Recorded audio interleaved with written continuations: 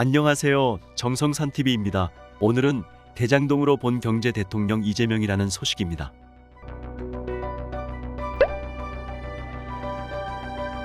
이재명이 경제 대통령이라고. 경제 살리기 입으로는 청산유수, 행동은 법카 긁기.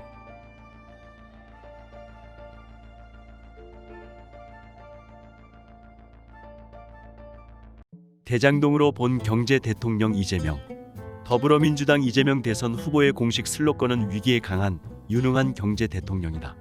마침 내일 열리는 TV토론 주제가 코로나 시대의 경제 대책과 차기 정부 경제 정책 방향. 이재명에게 내일 토론은 지지율을 만회할 절호의 찬스일 터다. 유권자도 마찬가지다. 이재명은 뭘 물어도 청산유수다. 그래서 좀 미심쩍은 답을 들어도 그게 잘못된 답인지 모르고 넘어가는 경우가 꽤 있다. 위기에 강한 유능한 경제 대통령이라는 슬로건도 그렇다. 마치 세계가 경제 위기를 겪는 것 같다. 그렇지 않다. 세계은행이 내다본 올해 세계 경제 성장률 전망이 4.1%다. 좌파 정책으로 한국만 위기. 영국 이코노미스트지 전망을 보면 우리만 2.7%로 나쁘다. 영국 5.6%, 독일과 캐나다는 4.2%, 미국 3.8%, 일본도 3.0% 성장이 예상된다. 심지어 전쟁 날까 조마조마한 우크라이나도 4.1%로 우리보다 낫다. 그러니까 우리만 이 모양이라는 얘기다. 왜 그렇겠나?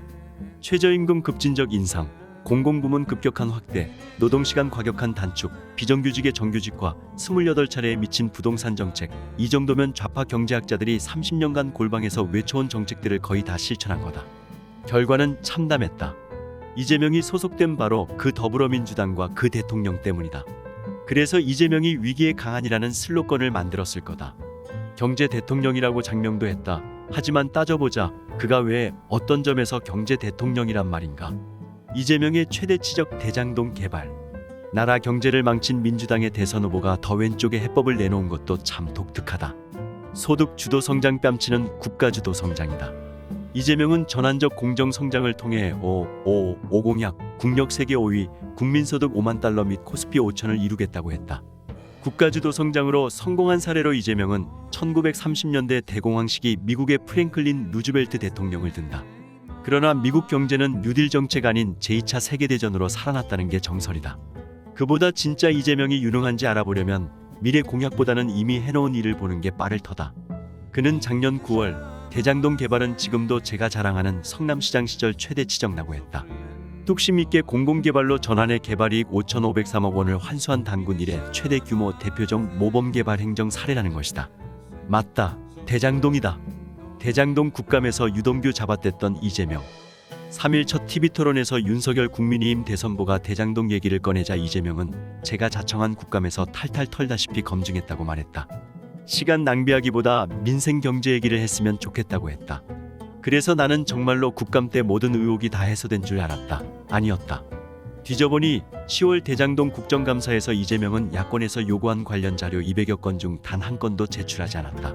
측근 유동규 전 성남도시개발공사 사장 직무대리에 대해서도 이재명은 잘 모른다고 딱 잡아댔다. 국감 이후 얼마나 많은 사실이 새로 드러났는지 우리는 안다. 다만 세세히 기억하지 못한다는 것을 믿고 이재명은 3일 토론에서 이미 검증 끝났다고 또 국민을 속였던 거다. 대장동 모델이 국가주도 성장이다. 이재명이 대통령 된다면 대장동 모델이 결국 국가주도 성장 정책이 될 것이라는 불길한 예감이 든다. TV토론에서 윤석열도 말하지 않았던가. 대장동 개발로 김만배 등이 3억 5천만 원을 투자해 6,400억 원을 챙겼는데 이 후보는 내가 설계했다. 다시 설계하더라도 이렇게 하겠다고 말했다고. 안철수도 말했다. 본질은 1조 원 가까운 이익이 민간에게 갔다는 것이라고. 심지어 심상정도 말했다. 이재명이 투기 세력과 공범이냐 아니면 활용당한 무능이냐. 100만 번 양보해서 대장동 개발의 이재명 잘못은 한 개도 없다고 치자.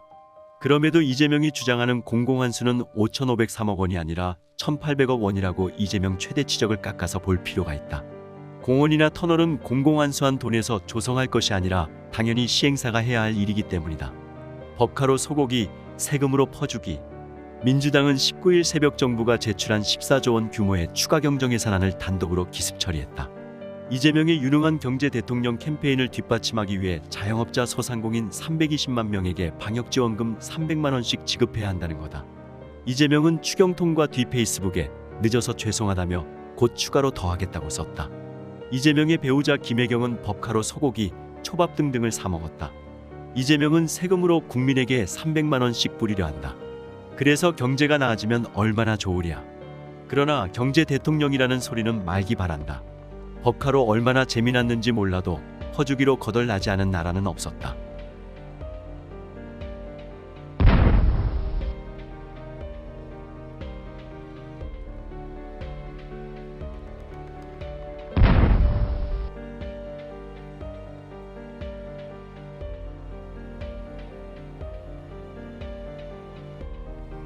이상 정성산 TV를 시청해 주셔서 감사합니다. 구독과 좋아요, 알림 설정은 많은 도움이 됩니다. 감사합니다.